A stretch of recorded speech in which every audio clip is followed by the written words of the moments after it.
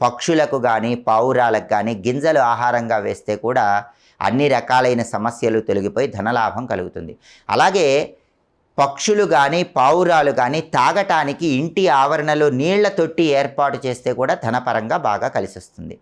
అదేవిధంగా గోమాతకు ప్రత్యేకమైనటువంటి పూజలు చేయటం, ప్రత్యేకమైనటువంటి ఆహార పదార్థాలు అందించడం ద్వారా కూడా అనేక రకాలైన కష్టాల నుంచి సులభంగా బయటపడవచ్చు.